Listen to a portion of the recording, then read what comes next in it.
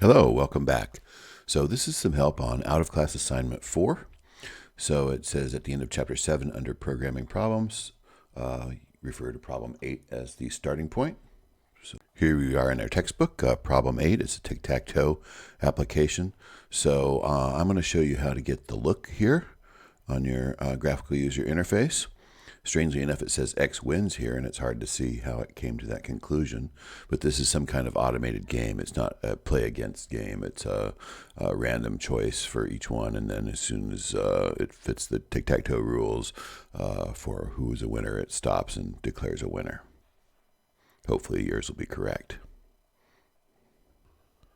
So I'm going to use a label, put it on the form here. Then rename the label. _0, _0 label. I need to start with an underscore because you can't start an identifier with a number. So this will be of my tic-tac-toe grid, the 0, 0 grid position. Then I'll scroll down and change the text just so I can get an idea of the look of the thing. Change it to X. Then there's a font property here. So I'll print bold and guessing 26. Okay, that looks pretty good. And then there's a border property. Border style right here. Fixed single. And that gives us our look, which matches the look in the textbook. And then you can just copy this over again, and you can copy it as many times as you need. Visual Studio will help you, align this thing. So then you'd go and change its property as well, the label, make it conform to your naming conventions, and so forth. And of course, at the end, I'm going to get rid of the character text here, just make it blank here. So at the beginning of the game, it'll start out as blank. I just wanted to put that as a look to it. Actually, I think I'll leave it there. Try this. Put a space here. Yeah. Space here works best. That way it won't collapse down to nothing when you use it.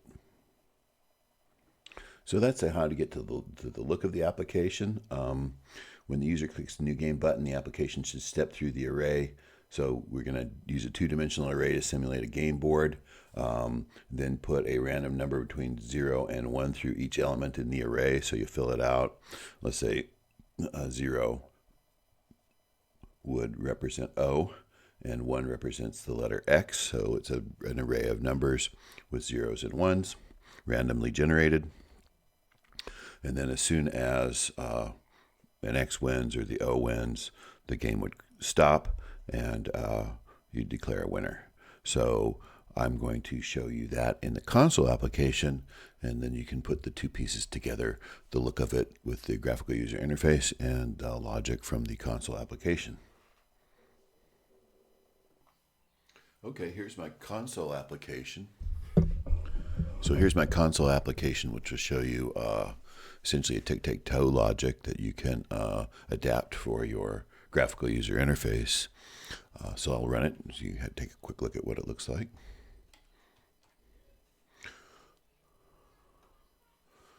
So here's a game. Dashes are unplayed squares. X wins. X wins. X wins here. O wins here. And O wins here. Okay. So I've played, this is the 5 games it's played, 0 through 5. Here is my two-dimensional array. The syntax, I think we should make some remarks on this. So two-dimensional array is declared this way. So remember, a single-dimensional array is just the square brackets. Put a comma in here, you get a two-dimensional array. Here, new int. Now I could put the size here. It's a 3 by 3 array. So I could put 3 here and 3 here, but because I have an initializer list, the size is implied. So I just let the implication of this size of the array to be a 3 by 3. I use -1 to indicate an unplayed square. So 0 will indicate, like the instructions indicate for the problem, 0 indicates O, capital O, and 1 indicates X as a player. So here I have the 3 by 3 array initialized to unplayed squares. I create my random object. And then I'll go through board.getLength is the row count, and getLength1 is the column count. So we're going to move row by row and call random number generator here between 0 and 2. This is exclusive endpoint, so it's going to be from 0 to 1 in terms of what it puts in there. So ij, j counts up and I counts up, so it'll fill out the array. Then it immediately calls check winner. I don't think the problem either considered this because it showed a completely played game. But as soon as there's a winner, it should stop. So, because otherwise you might have 2 winners in the end from a possible tic-tac-toe game if it played it to the end. So as soon as it's a winner, it'll stop. This returns -1 if there's no winner. Following my conventions, -1 no winner. It returns 0 if if O wins, and +1 if X wins. So this will break the loop. Now in C#, when you break the inner loop, it'll keep going on the outer loop unless you also break there. So I have 2 break statements to break the inner loop, and then the 2 break statements once we've determined there's a winner. It breaks. We print the board. We'll take a look at that real quick in a moment. If the winner is still -1, then it's cat's game or a tied game. And the winner is 0. It prints capital O, otherwise it prints at X. Here this is using string interpolation with a tertiary statement or a decision switch right in the middle of that. So that prints wins. You don't have to worry about that since you're writing a graphical user interface, but I think that the syntax is a little bit interesting anyway. So check winner. So here's where I found a winner. I think there were a few bugs in it, but I fixed those as I went along. But this is based on this code that I found here. So it'll go through 0. This loops twice from 0 to 1, and it checks to see if there's a winner. So it goes to the first row, checks the first row. If the first row is equal to the current loop counter, that is a 0, and then it counts across essentially 0, 0 to 0, 1. Are those the same? 0, 1 to 0, 1. So it's going to check the first row. If they're all, in this case, the first time through the loop, if they're all 0, then the return code is set to 0, and it breaks the loop. So it will indicate 0 has won the game. And then similar logic for the second row, third row. And I'll scroll. You can type this in so you can study it at your leisure.